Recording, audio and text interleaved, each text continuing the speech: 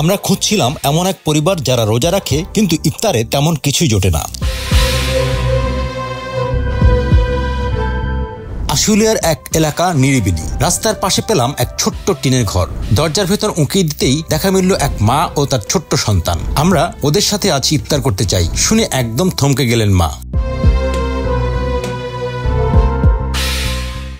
একটু সংকোচ, একটু অবাক হওয়া, কি বলবেন বুঝে উঠতে পারছিলেন না। আপনারা যা দেখতে পারেন এইটাই আল্লাহর কাছে। আজকে কি আয়োজন করছেন আপনারা? মাছ আনছি, আটা আনছি। আজ তাদের ইফতারের আয়োজন রুটি আর মাছ। আটা এনে রেখেছেন রুটি বানাবেন বলে। জানতে চাইলাম প্রতিদিন কেমন ইফতার হয়। মা জানালেন গতকালের বাসি ভাত, ভর্তা, কখনো রুটি, মাঝে মাঝে ছোলা মুড়ি, এভাবেই চলে যায় দিন। কিন্তু শুনে আরো অবাক হলাম, এতেই নাকি তারা খুশি। তার পানি ভাতটা খেয়ে এলেছি, সন্ধ্যাবেলা যে ভাত রাত্রে খাই ইফতার করছি। আর আজকে আড়া আনছে, আড়া দিয়ে ডাল ভাত রাঁধুনি আছে, এটা দিয়ে ইফতার করব। আল্লাহ সবার যেটা কিসমত আছে এটা। ছোট্ট এই সংসার নিয়ে সামান্য যা আছে সেটাতেই তারা আনন্দ খুঁজে পান। কি আশ্চর্য! সুখী হতে তাহলে খুব বেশি কিছু লাগে না, শুধু মাথার উপর একটা ছাদ আর দুবেলা পেট ভরে খেতে পারা। ওদের সাথে ইফতার করব শুনে মা একটু খুশিই হলেন। স্বামী ভ্যান চালক, তাকে ফোন করে ডাকলাম। সহজ সরল মানুষ, এক বাক্যেই রাজি। তাকে নিয়ে বের হলাম বাজারে। আমরা ফল কিনছি, ইফতারের জন্য কিছু কিনছি, সে শুধু চুপচাপ তাকিয়ে দেখছে।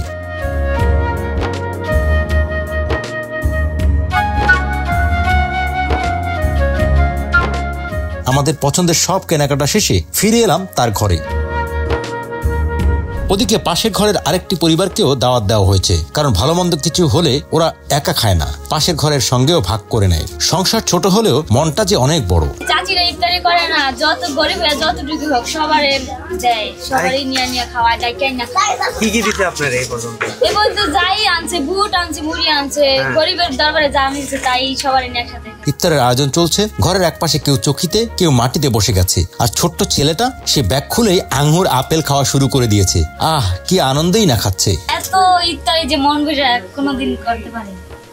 কতদিন পর এরকম ইফতারি করতেছেন আপনি? বছর পরে সবাই এরকম বছর পরে ইফতারি করতেছে। অনেকদিন হয়ে গেছে, আমার মনে হয় 4-5 বছর হয়ে গেছে এই ভালো আয়োজনের ইফতার করছি। মানে এক জায়গায় কাজ করছিলাম, ওইখানে ভালো একটা আয়োজনের কাজ ইফতার করছি। আমরা নিজে কিনে পারি না। ভ্যান চালিয়ে দিনে আয় হয় 800 থেকে 1000 টাকা। খরচ বাদে কোনোদিন থেকে 400-500, কোনোদিন 200-300 টাকা। কিন্তু কষ্ট নেই, অভিযোগ নেই। বরং তারা বললেন আল্লাহ তাদের সুস্থ সন্তান দিয়েছেন, বড় কোনো অসুখ নেই, পরিবারের কর্তা উপার্জন করতে পারছেন, ছাদের নিচে থাকছেন, আর দুবেলা খাবার জুটে যাচ্ছে। এর চেয়ে বেশি আর কি দরকার? আমরা প্রতিবারই নতুন কিছু শিখি। আজ শিখলাম জীবনের দুটি মৌলিক চাহিদা মিললেই মানুষ সুখী থাকতে পারে, বাকি সব বিলাসিতা। মা বাপ নাই, সাথে যদি মা বাপ থাকতো তাহলে আর একটু ভালো লাগতো, মানে খুব আনন্দ লাগতো। আজানের ধ্বনি ভেসে এলো, ইফতার শুরু হলো। রমজানে এভাবে এত আয়োজনে ইফতার, এটাই তাদের জীবনে প্রথম। এত খাবার নাকি সাধারণত বড় লোকরাই খান, কিন্তু আজ তারা খাচ্ছেন, খুশি তারা। তবে বুঝলাম ওদের আসল আনন্দ এই খাবারে নয়, তাদের সুখ লুকিয়ে আছে ওই রুটি আর মাছে, যা তারা প্রতিদিন খেয়ে তৃপ্ত থাকেন।